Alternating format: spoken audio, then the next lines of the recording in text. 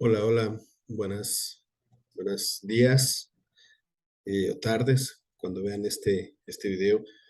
Me presento, soy Guillermo Gómez, soy licenciado en psicología, eh, ya con maestría en gestión en salud. Actualmente trabajo en el Centro Estatal de Cuidados Críticos de Salamanca. Eh, Estamos especializados en la atención de pacientes quemados y además en lo que es tanatología.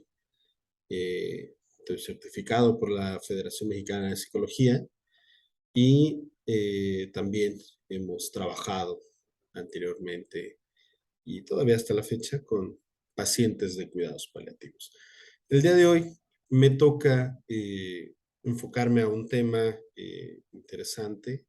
El día de hoy que puedo estar con ustedes allí en Acámbaro.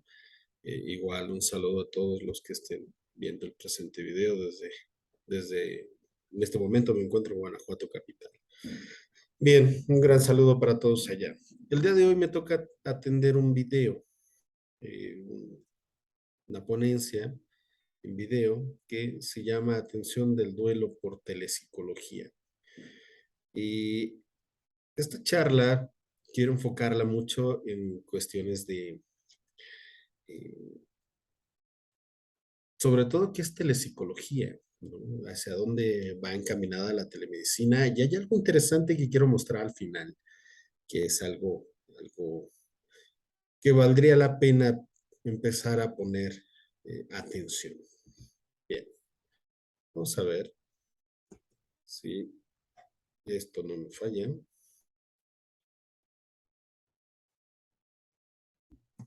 Ok, aquí está que pertenezco al Colegio de Psicólogos de Guanajuato Capital. Esta frase, me gusta mucho esta frase porque quiero comentarles a grosso modo. Esta frase surgió cuando éramos una unidad de quemados del 2019, principios de 2020. Y de repente, en marzo, el 25 de marzo de 2020, nos informan las autoridades que tenemos que dejar de ser unidad de quemados para convertirnos en una unidad COVID.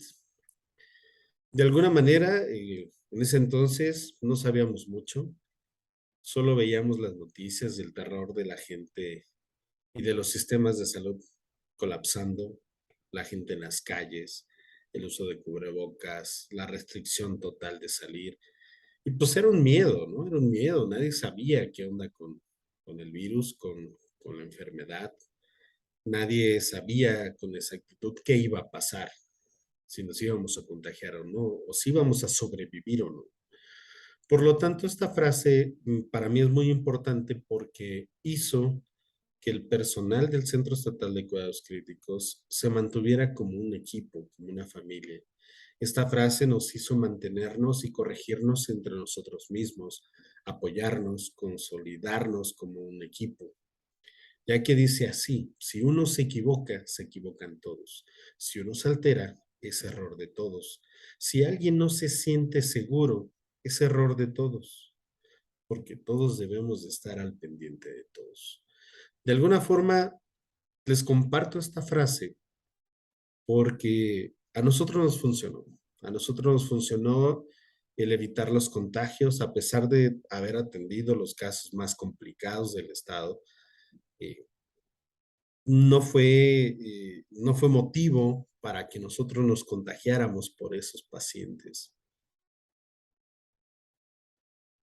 Fue más bien motivo de apoyarnos, de mantenernos, de ponte los guantes, póntelos bien, sanitízate, eh, ponte bien la careta, porque sabíamos que si nos cuidábamos unos a otros, pues íbamos a evitar esos contagios, esas pérdidas, esas bajas que muchos hospitales sí vivieron, de compañeros, de médicos, enfermeros, que se contagiaron por esos pequeños errores, o grandes errores.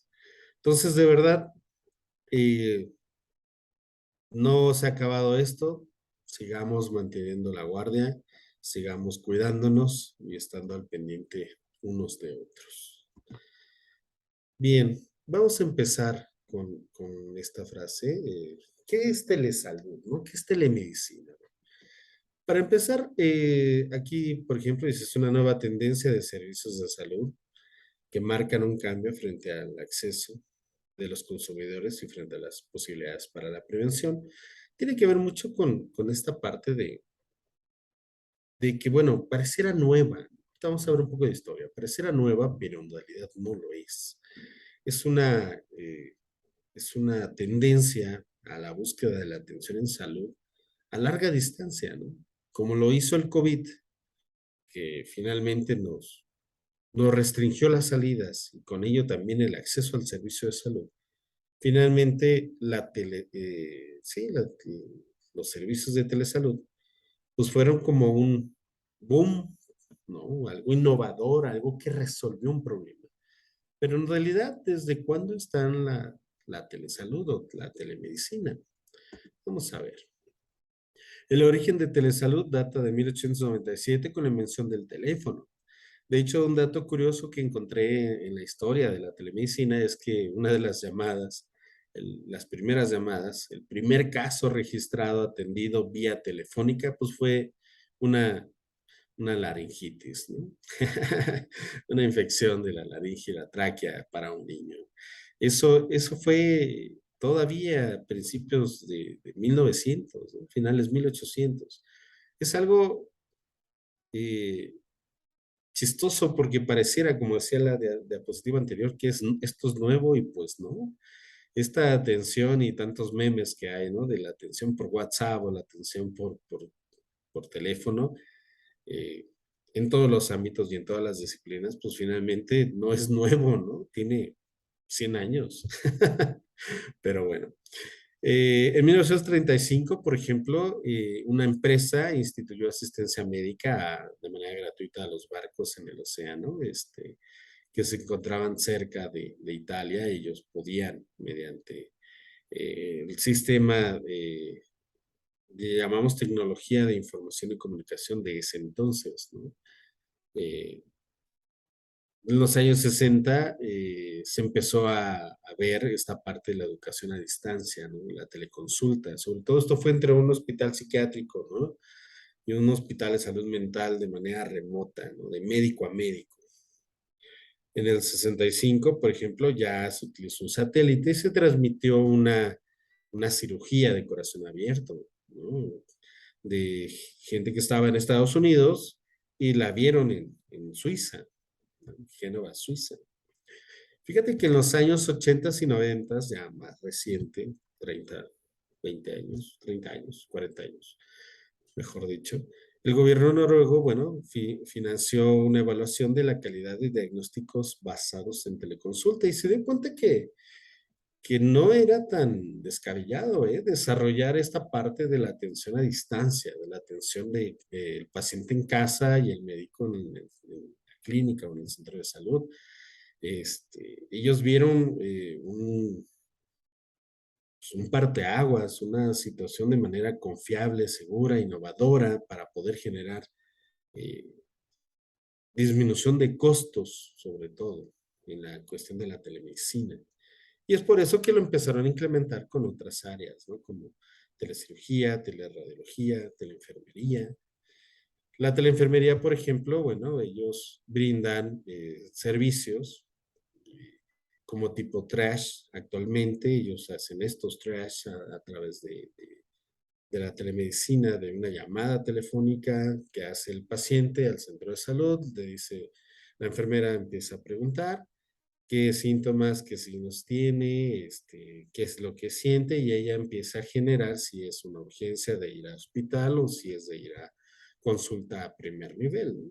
Empieza esta administración de casos, la atención domiciliaria, ¿no? ¿Qué tan lejos está? Pues a lo mejor va, es más fácil que el personal vaya a que el paciente se traslade y empieza a ver este tipo de toma de decisiones que de alguna manera le empezaron a generar costos, reducción de costos. Entonces, de alguna manera, tanto el paciente como el sistema de salud se vio beneficiado. De ahí con el telemonitoreo, ¿no?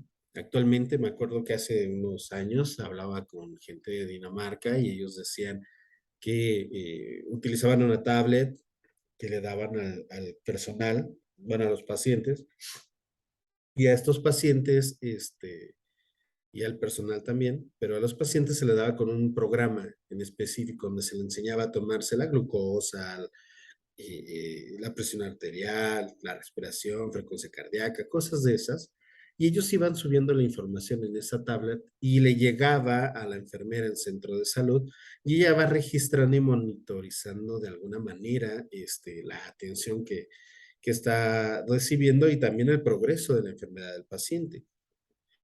Y aquí la cuestión de las tecnologías de información o TIC, como se diría, tiene, pues bueno, depende de algunos usos, ¿no? Como ya decíamos, del soporte computarizados para toma de decisiones. Actualmente, estos pues nos dan una serie de datos importantes, sobre todo al personal directivo, para tomar decisiones sobre qué es lo que está pasando. En las empresas, por ejemplo, ellos están viendo la cantidad de producción, si están saliendo los productos como deben de ser, en qué tiempos, en qué momentos, de qué formas, y eso pues va generando pues datos que se pueden ir analizando y con base a ello hacer un análisis sobre algún tipo de mejora, algún tipo de cambio o una toma de decisión finalmente, ¿no? Aquí lo mismo es a través de un triage, de una teleconsulta, se toman decisiones para ver qué va a hacer el personal y cómo va a efectuar sus diagnósticos.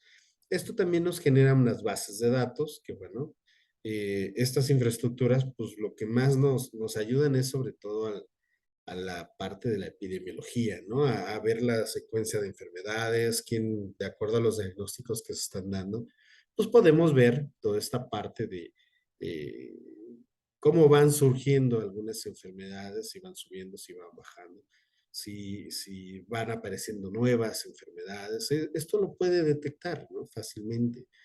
La telefonía, pues bueno, ya actualmente puede ser también por el uso de celulares y una videoconferencia. Hace 15 años atrás esto no era concebible, ¿no? Era más bien el uso de una llamada, de un teléfono normal, convencional, y a través de la llamada, pues podíamos acercar esta parte. Y la videoconferencia, como lo dijimos, bueno, va bajo ciertas tecnologías. Hoy en día tenemos el celular con una camarita, una computadora con una camarita, un micrófono ya integrado y pues bueno, podemos de alguna manera generar esta parte. Y el mHealth tiene que ver con el uso de plataformas o aplicaciones ya diseñadas para poder atender ciertas situaciones. Por ejemplo, la UNAM desarrolló hace unos años un sistema de telemedicina a través de celulares para los alumnos de las mismas facultades. Uno le daba clic ahí, buscaba el tipo de servicio y el servicio era a través de la cámara, ¿no? Eso tipo de servicios, servicios de urgencias. No sé si alguna vez vieron un comercial donde incluso uno le daba clic a una aplicación, solicitaba la atención y llegaba incluso no una ambulancia ni un médico, llegaba un dron con los aparatos y con los insumos a necesitar para la atención de ese paciente en la calle, ¿no? Por ejemplo. Entonces, es a través de estas plataformas y de estas aplicaciones. Vamos a ver si se mueve. Ok. Y pues bueno, finalmente el uso de tecnologías de información y comunicación en salud, pues bueno, nos ayudan sobre todo a acercar a los pacientes que están lejos, ¿no? En el caso, por ejemplo, de Centro Estatal de Cuidados Críticos, ahora ya somos quemados otra vez. Ah, hay pacientes que, por ejemplo, vienen de San Luis de la Paz o de San Miguel de Allende, ¿no?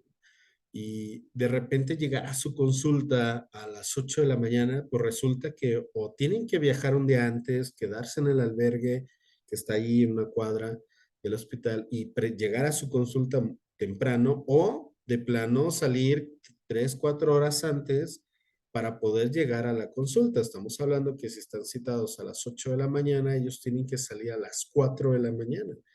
Entonces, esto de verdad llega a ser no solo cansado, sino es un gasto excesivo. Una vez hablaba con una paciente y gastaba más de 1,500 pesos por persona para ir solo a su consulta. Entonces, de alguna forma, esto trata de acortar distancias para que podamos brindar la atención que necesita el paciente. Y pues bueno, evidentemente, pues es la idea de la telemedicina y del uso de las TICs, las tecnologías de información y comunicación, pues lo que busca es este intercambio de información. Finalmente, hay muchas consultas que sí pudieran ser frente a cámara. Yo sé que hay otras que no, que si se requiere el tacto, que se requiere la visión en vivo, pero hay muchas otras que pueden ser a través de estos medios. Vamos a ver, bien, la telemedicina pues es una herramienta, es realmente como un procedimiento. eh, Depende del avance tecnológico. Aquí vemos un médico con un montón de monitores, y en cada monitor tiene los estudios, tiene a lo mejor la tomografía, veo que tiene ahí los datos del paciente, ¿no? El monitor, la frecuencia, varias cosas, incluso puede estar investigando él mismo, revisando artículos y tener al paciente frente a él, ¿no? Entonces, pues va a depender del avance tecnológico y también de la capacidad de la institución con la que pueda brindar este tipo de aparatos, ¿no? Sobre todo en cuestiones económicas y también aquí ya ocupamos más a nuestro ingeniero de sistemas para que pueda garantizar justamente la continuidad de la red, ¿no? Del internet, de la conectividad que debe de haber para que todos estos aparatos funcionen, ¿no? Esto, pues bueno, va a generar nuevos procesos de atención, de diagnóstico y sobre todo es la relación médico-paciente, ¿no? Es que no solamente es en vivo, sino también a través de este tipo de sistemas. Y dice aquí que va a facilitar o facilita de alguna manera diagnósticos y tratamientos a distancia, y pues bueno, también otra de las ventajas es que mantiene al personal actualizado. Podemos estar recibiendo capacitación, podemos estar leyendo artículos de nueva generación, los más recientes, y de alguna manera esto, con toda esta información, pues bueno, nos puede acercar a tener una mejor certeza en los diagnósticos, ¿no? Y en los tratamientos para nuestros pacientes. O sea, realmente es una herramienta bastante beneficiosa. Vamos a ver. Por aquí se movió algo.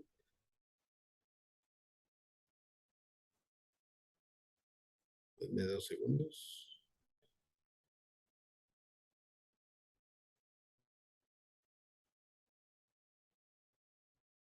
Bien. Dice aquí, la implementación de los servicios de telemedicina, bueno, pues aporta mejoría en la atención, es eficiente, es oportuna, es instantánea, ¿no? Simultánea, como dice aquí, en tiempo, tiempo y forma. No se trata de estar a la moda, ¿no? No, no porque ahora demos la atención mediante una cámara y un micrófono, no quiere decir que ahora estoy en moda. Muchos hospitales privados lo desarrollaron con este fin, ¿no? De mostrarse a la vanguardia, pero más bien fue como esta de, miren, está de moda y yo lo hago, ¿no? No, no se trata de eso, se trata de brindar una atención. Este libro quería que lo tuvieran, lo revisaran, es una guía para la planeación y elaboración de proyectos. Lo produce Cenetec, que es la institución que regula toda esta parte de la telemedicina en México. De verdad, véanlo, chéquenlo, es importantísimo este libro, vale toda la pena del mundo si quieren desarrollar algún tipo de proyecto de telemedicina en sus unidades, sobre todo para la planeación y la organización. Y pues bueno, vamos a ver qué sucede con la psicología, ¿no? No, no estamos exentos.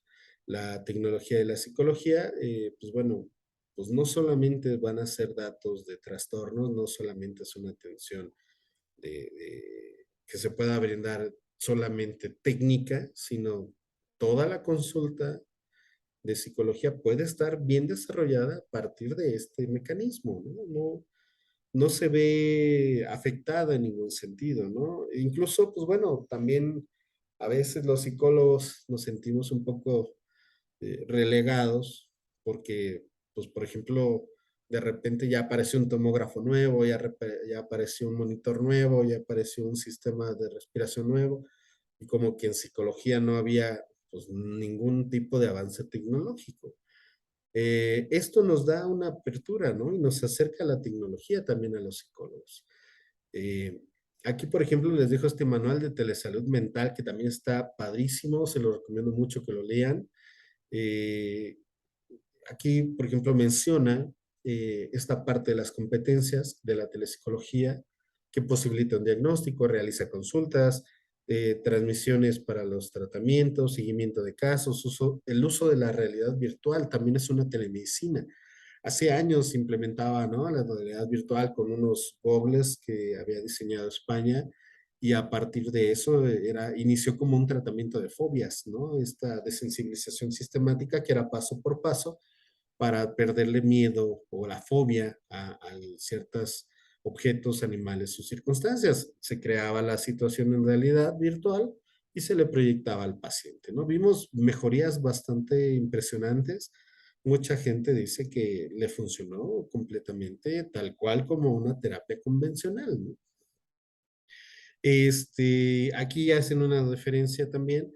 No es lo mismo la atención psicológica online, ya que no es, hay plataformas ya como mecanizadas, ¿no? Donde te piden en una página web algunos datos, entonces tú subes los datos y pareciera que esa atención es como real, pero realmente es una pregunta y respuesta ya muy mecanizada y te da como un diagnóstico, ¿no? Como la aplicación de un test. El test, pues no, sí te da información, pero no lo es todo, ni es la atención psicológica completa. Entonces hay que tener cuidado con eso. El psicólogo, bueno, pues como vemos en la telepsicología, pues tiene toda la posibilidad de hacer la atención, ¿no? Escucha activa, recaba información, comprueba si existe algún motivo de prioridad, generar empatía, el encuadre terapéutico, o sea, realmente puede hacer todo lo que hacemos de manera presencial, lo podemos hacer a través de sistemas y mecanismos de información como este, ¿no? Justamente ahorita lo estamos haciendo, tal cual. Ya incluso hay programas, ¿no? Donde el psicólogo puede ir programando ya sus citas y puede ir haciendo sus notas ya en ciertas plataformas. Al igual que la telemedicina, dice, da teleconsultas, telemonitoreo y teleeducación, lo podemos hacer también, como insisto, ¿no? Yo creo que todos en el área de la salud lo podemos hacer, ya hay maneras y formas de poderlo brindar, ¿no? A nuestros pacientes. Como les decía, reduce gastos, sobre todo de traslado. Hay gente que tiene que salir, trasladarse, a veces son horarios de comida o tiene que comprar algo rápido para comer, luego ir a su consulta, esperar, salir. Ya ese proceso se ve mermado, ¿no? A veces ya es cansado y costoso. Entonces, lo que se busca es la reducción de estos gastos, de estos costos. La seguridad de espacios físicos, bueno, pues el paciente está en su hogar, en su casa. Aquí va a depender de la pericia del psicólogo para ver si lo hace a solas con el paciente, si puede haber alguien ahí.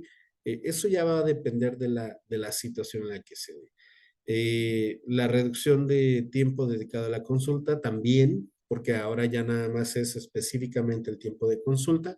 No quiere decir que sea corta, nada más es que a veces, pues en un consultorio, pues hacemos notas o primero está el paciente y luego una nota y luego, o sea, es como más tardado, ¿no? Aquí lo podemos hacer mismo en el mismo ordenador mientras estamos en la videollamada, entonces eso reduce tiempos. Y pues bueno, también se ha visto que la gente pues tiende a tener más consultas por videollamada por la comodidad de que pues solo se conecta, tiene su consulta, termina, se voltea y sigue en su casa. No tiene que perder este tiempo de traslado. Entonces, hay mucha gente que eso le dificulta el trasladarse y pues bueno, eso genera que haya menos resistencia y mayor asistencia a asistir a consulta de salud mental. La teleterapia, que se utilizaba mucho con la realidad virtual, pues bueno, tiene tres connotaciones: la interacción, el involucramiento y la inversión. Estas tres nos sirven mucho para poder establecer como la pauta de la atención que se va a dar tanto en realidad virtual como en una situación de telemedicina. Recordemos que la realidad virtual, bueno, pues tiene un aprendizaje, una situación motor que va a impulsarlo y pues bueno, tratamos de alguna forma en la realidad virtual de buscar una situación lo más parecida a lo que tiene el paciente, como en el caso de las fobias, pero ahora en telemedicina, o lo que planteamos como ya telepsicología, que no solo abarca las fobias, sino todos los demás trastornos y padecimientos psicológicos, pues bueno, vamos a poder ir generando toda la situación que se pueda necesitar con el paciente, ¿no? Aquí hay obstáculos. Los obstáculos pues, es la interoperabilidad, ¿no? Quiere decir que podamos tener la conexión en tiempo y forma con los pacientes. A veces los aparatos, a veces que se traban, a veces no hay buena señal o la línea de internet no soporta la videollamada o la atención. Entonces, habría que checar esa parte, ¿no? Eso a veces limita algunas zonas, sobre todo cuando son zonas rurales. La seguridad del sistema, que tiene que ver mucho con estos soportes, la calidad del servicio, sobre todo con la atención de las líneas de internet o de vías satelitales, que pueda verse, ¿no? Porque a veces uno está hablando, se traba y ya no escuchamos, ¿no? O se pone la pantalla en negro, ya no sabemos si nos escuchó, si está, se fue. Esa parte es la que hay que checar. El almacenamiento de datos y la información privada, eso también es importantísimo, sobre todo la protección de datos que tiene que ver con el paciente, el pobre entendimiento del uso de tecnologías. También hay gente que no utiliza los celulares, ¿no? Trae el famoso cacahuatito y pues ya no tiene acceso a estas aparatos, ¿no? Recientes con cámara y micrófono. Entonces, de repente eso imposibilita también la atención y también la resistencia al cambio, ¿no? Hay resistencia al cambio. Hay gente que, por ejemplo, en internet una vez me topé a alguien que estaban solicitando la atención virtual y contesta a otra persona: no, es que a los psicólogos nos enseñaron a crear un set y un lugar, un espacio y tómate el tiempo, y empezó como a criticar a la gente que hace atención por videollamada o por telemedicina y pues no es tanto esto, ¿no? O sea, es simplemente la comodidad que pueda brindarse. Hay gente que lo puede hacer, hay gente que se ha capacitado en esto, hay gente que pues prefiere lo tradicional y abre su consultorio y está bien. O sea, ambos están bien. Solo pienso que la tecnología pues nos está brindando estas posibilidades y pues bueno, ¿por qué no tener las dos o dedicar solo a una? O sea, como a ti te genere mayor satisfacción, ¿no? Y a tus pacientes también. Entonces, la resistencia al cambio también se da como un obstáculo para que esto se dé. Vamos a entender que, bueno, finalmente toda intervención, llámese médico, quirúrgica, este, psicológica, militar, lo que sea, cualquier intervención, pues es un acto violento, es un acto violento. Aunque lo hagamos de alguna manera con un fin positivo, pues es violento. Va a violentar a la persona. Voy a entrar en el psiquismo de la persona, en lo más íntimo de ello, para que lo exprese, lo diga, lo saque. Entonces, eso es confrontante, es violento. Y tenemos que entender lo que estamos haciendo, tanto de manera presencial como de manera virtual, pues es también violencia. O sea, no nos vamos a quitar esa parte. Tenemos que entenderlo y por ello trabajarlo con nuestro uso de voz, nuestra gesticulación y sobre todo, pues entender que a través de la pantalla, pues yo no estoy ahí, no estoy tocando al paciente. Entonces, tenemos que ser un poco más cuidadosos en nuestro proceder. Hablando de duelos y de tanatología, bueno, pues esto es una herramienta que nos sirve a encontrar el proceso de muerte. Eh, Generalmente, yo siempre he dicho que esto debe ser llevado por profesionales de la salud, no por personas ajenas. porque tenemos justamente lo que te decía, ¿no? Esta condición de decir, bueno, hay un plan de trabajo, hay un tratamiento, hay un diagnóstico, hay una forma de hacer las cosas, una historia clínica, que a veces la gente que solo tomó un diploma de tanatología, pero no tiene formación en salud, pues bueno, no lo sabe hacer, ¿no? La muerte, hablar de muerte, de duelo, pues bueno, pues va a generar confrontación, lo que yo te decía, violencia, va a confrontar con mis emociones, con mis creencias, con la cultura que tengo. Ahora tenemos la permeabilidad de que puedo yo estar en Guanajuato y atender a alguien en Cancún, que esto es real, lo he hecho, y pues allá tienen otra visión de la muerte distinta al guanajuatense, ¿no? O la vez que alguien de Colombia me contacta y pues ellos es todavía más diferente. Eh, y eso ha generado de alguna manera estas, que tenemos que entender que el paciente tiene su propia estructura y que ahora la diversidad cultural de pensamiento y creencias pues es mayor y la muerte no escapa a ello, al igual que los duelos. Las pérdidas, el doctor Grau, que fue quien me lo enseñó en el 2006, pues él decía que prácticamente en este orden es el común en Latinoamérica, pero de repente les digo, ya con la telemedicina, pues tenemos acceso al resto del mundo. Eh, en algún momento me tocó hablar con alguien ruso, era un ruso que hablaba español y bueno, él tenía otra concepción de la importancia de muerte, ¿no? De dolor, en cuestión de pérdidas. En México o en países latinoamericanos, este sería como el común denominador.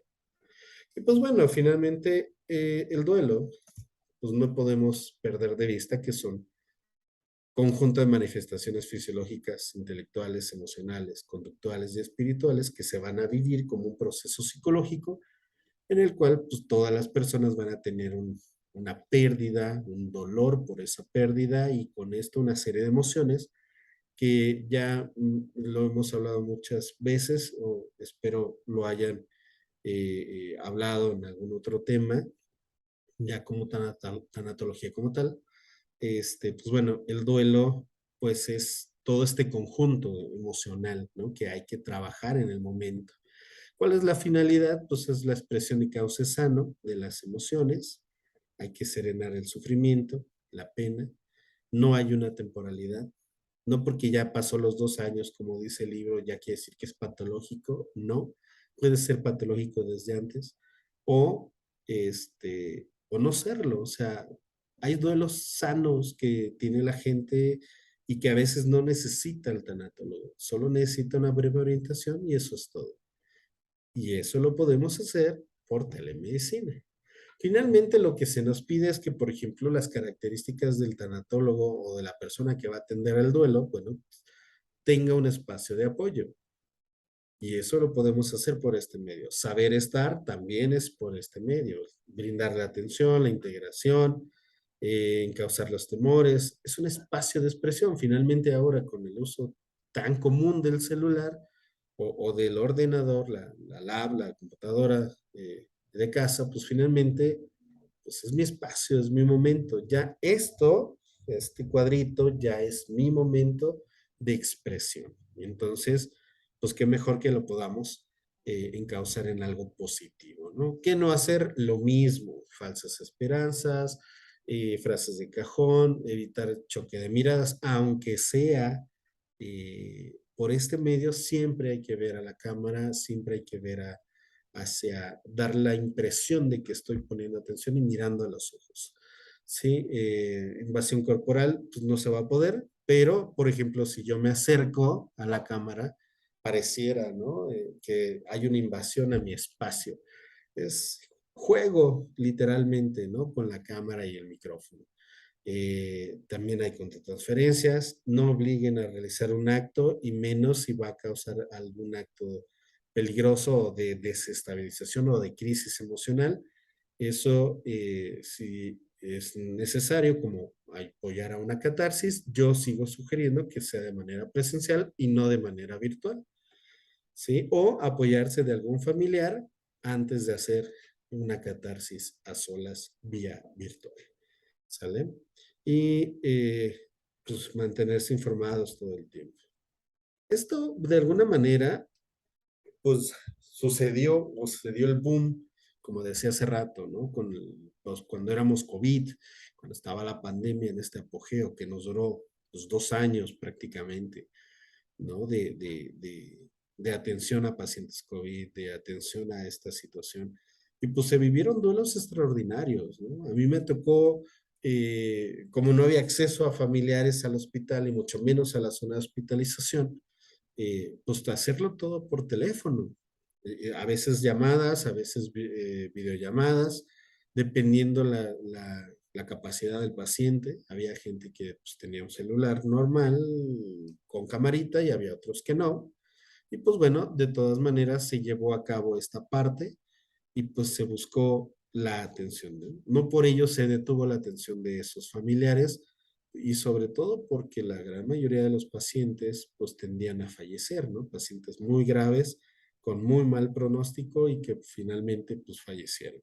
Entonces toda la atención del duelo fue tal cual lo hacíamos de manera presencial, pero lo hacíamos por videollamada y de alguna forma la capacitación que recibí, que en ese entonces busqué, pues fue como formarme en la atención psicológica por teléfono, fue un curso que dio el 911.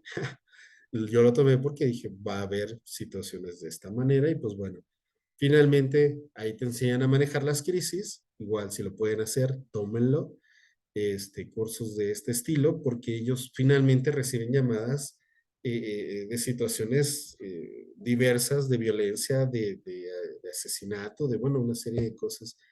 Y que, bueno, te van entrenando en esta parte. Yo lo hice porque finalmente lo teníamos que hacer en el centro estatal y, y pues bueno, funcionó saber que eran duelos especiales, duelos extraordinarios. Nadie esperaba esto. Entraban, pero ya no los veían salir. Y bueno, lo que ya hemos vivido y comentado, yo creo que muchas veces, ¿no? Entonces, fue difícil esta atención, pero no por ello imposible para realizarse. ¿Cuál es la importancia de esta situación terapéutica de la telepsicología? Pues bueno, recibir una información más comprensible, ajustada a las necesidades del paciente. Hay un nuevo rol del paciente, ¿no? Como más activo, con mayor responsabilidad. El cambio de modelo de relación médico-paciente, pero aún así yo creo que se mantiene. Nada más es la pantalla lo que nos divide. Mayor conocimiento y eficacia de tratamientos y en los médicos, el acceso a la información sobre todo, es un orientador, un coordinador, el personal de salud. Y pues bueno, mejora las habilidades de comunicación, pues sí, porque ahora lo que antes podías hacer con algún simple gesto o algún simple eh, sonido, pues ahora hay que hacerlo un poco más evidente para que la cámara lo capte y lo haga llegar al paciente. Y pues bueno, quiero comentarles algo interesante en la cual estoy basando toda la conferencia del día de hoy. Tiene que ver mucho con esta parte de que hay una norma, existe un proyecto de norma que es la 036 sobre la atención médica a distancia. Y fíjate lo que dice, ¿no? Dice, esta norma tiene por objeto establecer procedimientos que debe seguir el personal de salud que presta servicios de atención médica a distancia, así como las características mínimas de infraestructura y equipamiento que deben observarse en los establecimientos que presten dichos servicios, para garantizar la buena práctica de esta modalidad a través del uso de tecnologías. Fíjate bien. Luego dice, durante el proceso de la atención médica a distancia se deberá de garantizar la confidencialidad, la identidad de los pacientes, como la integridad y disponibilidad de la información clínica y establecer las medidas pertinentes de seguridad a fin de evitar el uso ilícito o ilegítimo de la información. Esto lo presentaba el proyecto de norma en el 2015, pero después de analizarlo en el 2018, cancelaron el proyecto de norma. ¿Por qué? Porque justamente lo que quiero darte a entender en toda esta conferencia es esto final. Esta frase es lo que va a englobar la atención. Las autoridades determinaron que el uso de las tecnologías de información y comunicación como herramienta de apoyo y soporte para la medicina debe verse como una actividad integrada a la práctica clínica y no como actividad adicional. Por ello, no debe regularse de forma separada los procedimientos médicos actuales. Lo anterior sin dejar de considerar que el uso de las TIC en las áreas de la salud mejora la práctica clínica y se ha convertido en un apoyo. Es decir, se cancela el proyecto de norma porque resulta que no podemos evaluar lo que ya está evaluado. La tecnología no tiene que ser diferente a lo que ya hacemos.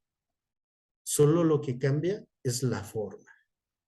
La atención es la misma, la capacitación es la misma, esta situación que estamos teniendo es la misma, porque de alguna manera estamos viendo la información, están viéndome, escuchando. Aquí lamentablemente no los veo, pero finalmente la información, que es lo importante de esto, es transmitida a través de esta pantalla, de esta cámara, y que de alguna manera llega a donde tenga que llegar.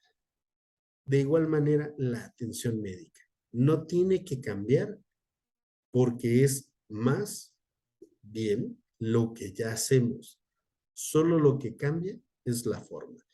Con esta frase cancelan este proyecto de norma.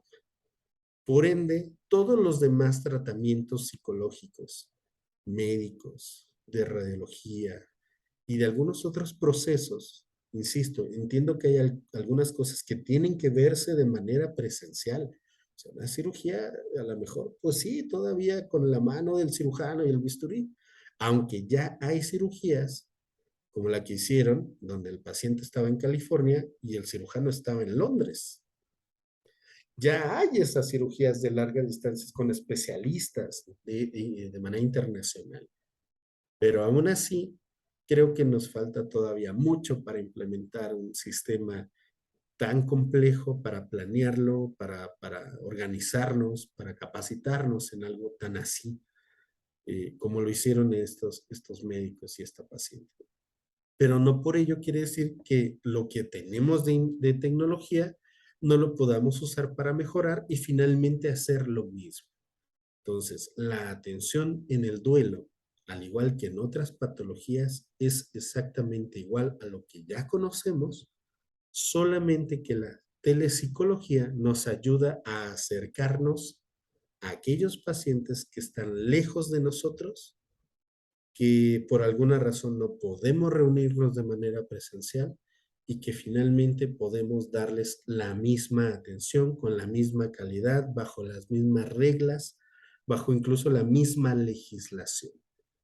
No porque sea virtual no voy a hacer expediente, no.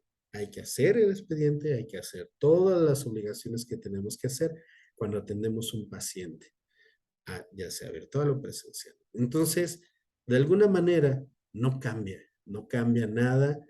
El uso de las tecnologías tienen que verse para mejorar, que nos apoyen en la mejora de nuestra atención y en el diagnóstico y tratamiento de nuestros pacientes. Entonces, de alguna manera, hasta aquí era lo que quería mostrarles. No solamente hablamos de telemedicina cuando hablamos de cirugía o de consulta externa. Hablamos de que todas las áreas de la salud estamos involucradas en utilizar este tipo de tecnologías para poder desarrollar toda esta parte. Por mi parte sería todo. Muchas gracias. Cualquier duda, aclaración, de verdad, está mi teléfono ahí anotado, está mi correo, marquen, con gusto yo les contesto y pues bueno, estamos en contacto. Un gusto a todos, de verdad. Muchas gracias y vamos a continuar con las sesiones normales. ¿Sí? Que estén muy bien, cuídense mucho. Saludos a todos.